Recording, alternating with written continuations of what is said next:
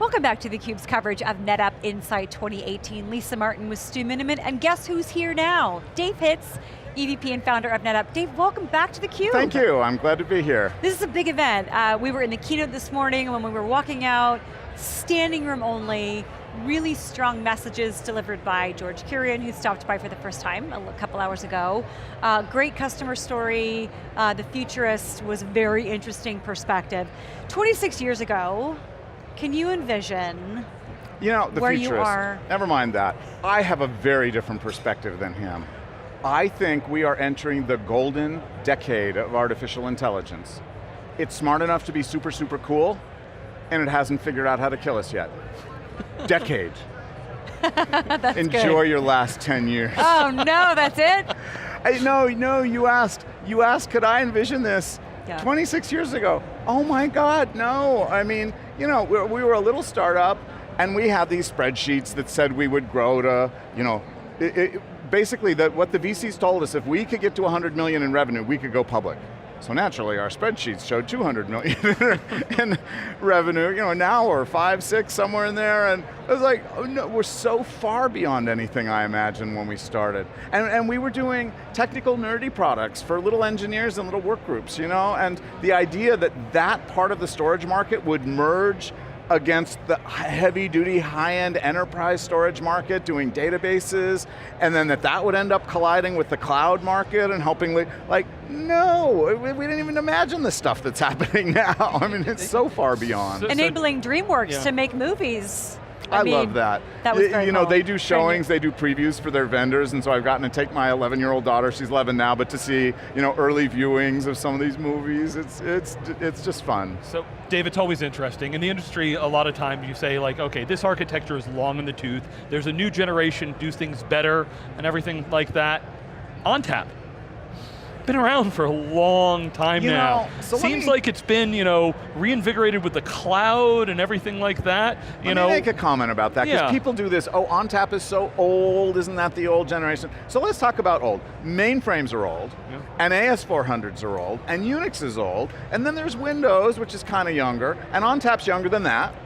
And then there's Windows NT, which was the rewrite of Windows, and clustered ONTAP is younger than that. So stop with the old. iOS is after that, so okay, fine, we're older than iOS, but it's not an ancient, and then we've revamped it again to go run in the cloud. I mean, we first started doing ONTAP running in in Amazon initially. We started that work in 2013 and shipped it in 2014, so that was yet another refresh. Well, but you bring a point. It is adjusted and moved. It wasn't something that's static. Can you speak a little bit to that cloud, the rewrite and focus around cloud and what that's mean internally? I know you've been reinvigorated with everything that's happened the last few years. The cloud, everybody's doing it now and everybody's trying to be cloud relevant. We were really struggling early on. I will say, 2013, 2014, we were really trying to get our heads around what to do, and a lot of people were stepping back no, let's see if we can slow it down. And not just outside of NetApp, but NetApp as well. And the guy who was the CEO at the time, Tom Georgens, and George Kurian was part of the staff then. I'm proud of what we did, was we said, let's really lean in. It's either going to happen or it's not going to happen, probably not based on what we do. And if it does happen, we'll be way better off leaning into it early, learning how to make this stuff work. And that's, we shipped ONTAP in the cloud in 2014, and it sucked. I mean, and nobody else had anything like it. It was awesome, right? Whenever you look at old technology, the first iPhone sucked too, but it was both great, but it needed so much more work. Like the very first Rev, I remember a story, Joe Caradonna is a programmer, he's like, we tried to get our own IT organization to use it, and they told us the security wasn't good enough, so we had to fix the security. We've been through so much stuff. That's almost 5 years ago that we've been working on it, and so you do all of this work, and then Cloud Volumes is a complete, have you guys had Anthony on? Yes, a couple hours ago. I love how Anthony thinks. So he's a cloudy guy, right from the foundation. He joins the executive staff, whole new perspective on stuff. So Cloud ONTAP, ONTAP's my baby, and we put it in the cloud. I'm proud of that. We're forward-leaning cloud, and Anthony's just so you know, that's not nearly good enough. Like that is a very old school infrastructural thing. Probably storage infrastructure people will like that they can have their same old OS running in the cloud, but it's not what cloudy people want. Cloudy people don't want to run a storage OS in the cloud. Cloudy people just want to say, I'd like a volume please. Here's your volume, thank you. And by the way, it should be a RESTful API. Like Cloud ONTAP was none of those things. And so if you look at the work we're doing now, it's like, okay, here's a RESTful API, here's the JSON schema, send it to the Azure Resource Manager, like that's cloudy. And it was because, I mean, we did a good job engineering getting it in, but we didn't have that like, what does cloud smell like? If you know what I mean, like the right whiff of cloud. Anyway, so Anthony really brought that, and I feel really good about where we're at now, because it's like cloud developers develop this stuff for other cloud developers. It feels like that. Well, in the last 5 years, it sounds like a tremendous amount of transformation, reinvigoration. NetApp has some bold marketing messaging. We are the data authority. We help customers become data-driven. You talk about these 3 business imperatives. Customers have lots of choices that, public cloud, private cloud, hybrid. George talked about this morning in his keynote that hybrid and multi-cloud is now de facto. Someone asked me, I was giving a talk, and they asked me, okay, so much cloud, how long do you think till NetApp's not shipping hardware? And I was like, no, like we don't see that going away anytime soon. If anything, we think that our success in the cloud, because customers want to do that, will help us gain share on-prem, because customers also want to do that, right? George's picture shows, yes, there's traditional on-prem IT, enterprise IT, there's private clouds, people, HCI, converged CI, and then there's public cloud. To me, the interesting question is, why do people do those different things? The number one driver for public cloud is innovation. Like if you just all the catchwords you can think of, if you want to start up a DevOps team to go program, I would like a new mobile phone app and I want it to take a picture of the person's face, oh look, it's a woman, she looks happy, and then you want it to listen to the voice and transcribe the voice and then do a sentiment analysis on the words, oh, she looked happy, but it's snarky, and then you want to feed that into neural net, deep learning engine, and say, well, what should we try and sell her? Like, I guaranteed you, the team working in the public cloud will beat the on-prem team hands down every time, right? I mean, so when you look at people when they go, we want all in on the cloud, or it's got to be 100% cloud, my question is, well, what's your problem? Don't start with that, what's your problem? If it's drive innovation. For the private clouds, typically that's just all about speed. They're so uniform, regular, they're all the same, you have extra capacity, you've got empty rack space for where the next one goes, someone says, I need some storage, and you say, hey, it's got a self-service software-defined API, just do it yourself. And then in the enterprise space, the enterprise IT, Unix, Windows, client, server, that zone, probably the bulk of your investment, right? That's where you've been spending the money historically, probably still the bulk of most people's investment, but they want to modernize it. They don't want to get rid of it, they don't want to turn it off, it's working, but they'd like it to work better. So flash enable it, just get the performance issues out of the way. By the way, shrinks your footprint in the data center, frees up space, and connect it to the cloud. Not moving it, but just back it up, or do DR, or something cloudy. And so, to me, I look at those 3 goals are tightly linked to the 3 styles of infrastructure. Notice I haven't really talked about products yet.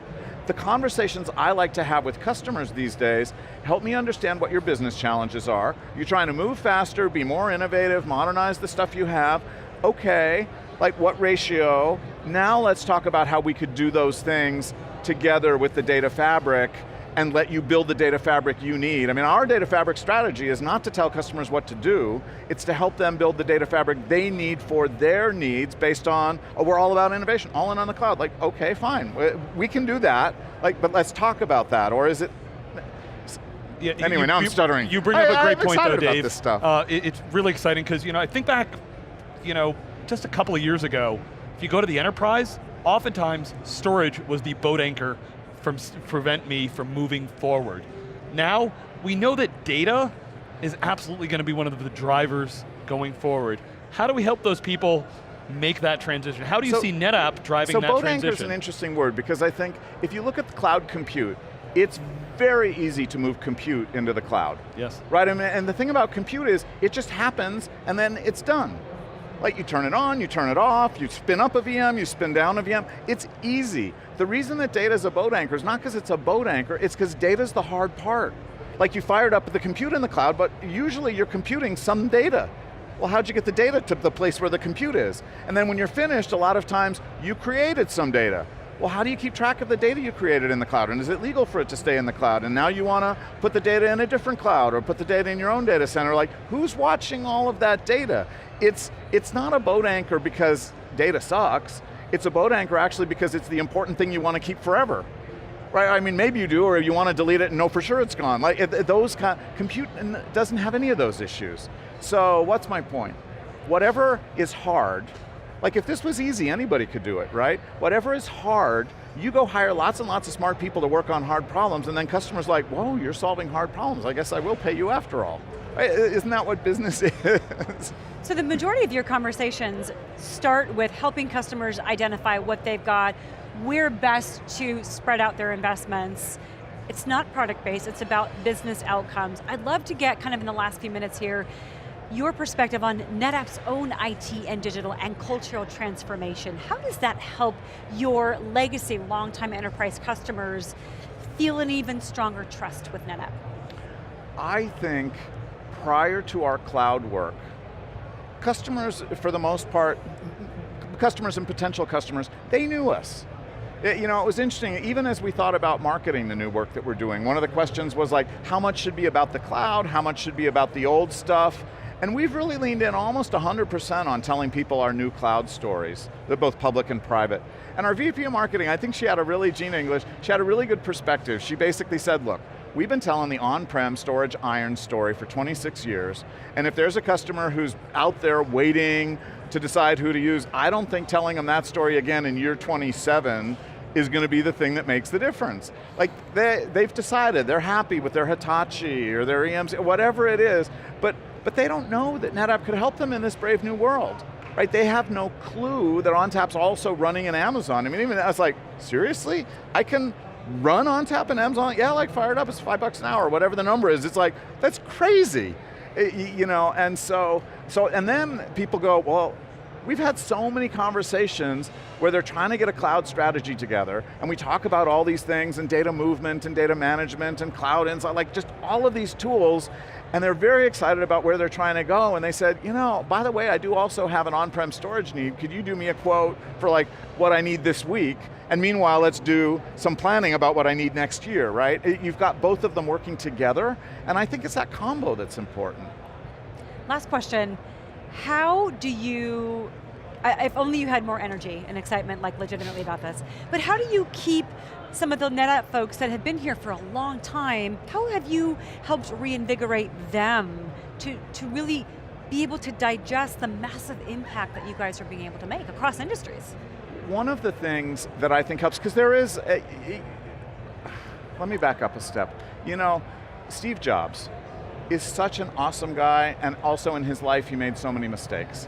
And one of the things that he did when Apple was almost entirely floated on their Apple III business, and was it Apple III, Apple II? And he was doing the Mac, and basically his message to everybody else was, if you're not working on the Mac, you suck. Except, by the way, that's the product that's floating the entire business and generating all the products. And I really was conscious of, like that's the wrong way to do it. And when I look in particular of what we're doing, we've got new operating systems like E-Series and like SolidFire, the HCI is a whole new thing, and yet ONTAP is still shot through our entire product line. I mean, the cloud volumes, the cool, hottest new thing, it's ONTAP under the covers, right? And you look at the HCI, it's got the SolidFire block storage built in there as a very scalable model. Oh, but if you'd like files, guess what? We run ONTAP in a VM, it's HCI, it runs VM. And so actually, if you look at what's going on in there, the work that we've done going way back, and yes, it's evolved and it's changed, but that same work is actually shot through as technology, no longer the front piece, but it's shot through all of it as technology, so it is kind of a unifying characteristic. if you talk about that, I think it helps people get more comfortable, both internally, but we have the same, you asked how do you get employees comfortable. A lot of customers have the same problem. Right. They've spent a lot of investment in learning ONTAP's foibles over the year, and Cloud Volumes hides all of that. So, gee, maybe I don't like that. It's like, you know what, if you need all those features, Cloud ONTAP, you can run ONTAP. Like, some people do want to do that. So I just feel like the fact that the pieces all fit together, work together, actually gets people comfortable with it. Excellent. Well, Dave, thanks so much for stopping by theCUBE. Thank you for having me. Sharing your energy and your excitement and your passion and all this wisdom and looking at where you guys are 26 years later. We look forward to year 27. Great, thank you. We want to thank you for watching theCUBE. I'm Lisa Martin with Stu Miniman. We are at NetApp Insight 2018 in Vegas. Stick around, Stu and I will be right back with our next guest.